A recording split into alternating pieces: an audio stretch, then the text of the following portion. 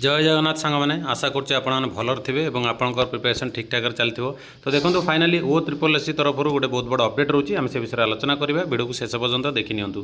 तो O triple S site open कलापर आपंप गोटे अपडेट आसी जोटा लिखाई देखो ये candidates are advise to download admission letter for CRE 2023 IB for the post of RI ICDS supervisor ARI amino and SFS by using their register user id and password and take the mock test ताने आपण मानकर जो official website रहा ताको open कला परे आपण मानकू आपण मानकर यूजर आईडी जहाँ आपण माने फॉर्म अप्लाई कला बेले देइथिबे एवं पासवर्ड देकी आपण माने ओपन कला परे आपण मानकू मॉक टेस्ट रो गोटे ऑप्शन आसीबो।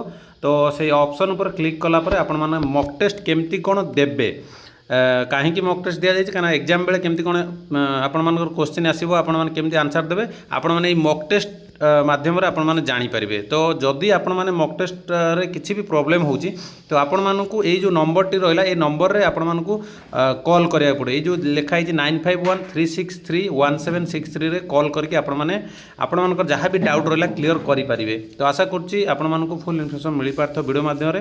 तो ये हूँ आपण मानकर RI ARY amino ICDS supervisor बहुत बड़ा अपडेट जोटा तुम 26 तारीख दिन आसीला एडमिशन लेटर जोटा तुम एडमिट कार्ड डाउनलोड पर जो मैंने फॉर्म अप्लाई करते RI ARY amino preliminary exam देते किंतु पुणी आउथर प्रिलिमिनारी एग्जाम देवा पड़ो जेहेतु किछटा करप्शन ये जो डिसीजन निया तो फाइनाली आपण मैंने जो मैंने भी देइचंती समस्ते दे पारिबे जो मैंने अप्लाई करचंती समस्ते दे पारिबे जो मैंने अप्लाई करि नांती सेमानक पई नुहे जो मैंने अप्लाई करिथिले तो प्रीवियस ईयर से मैंने ही दे पारिबे।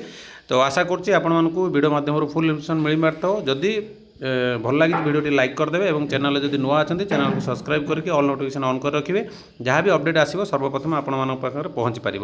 तो रोचे पुणी देखा नेक्स्ट वीडियो रे। जय जगन्नाथ।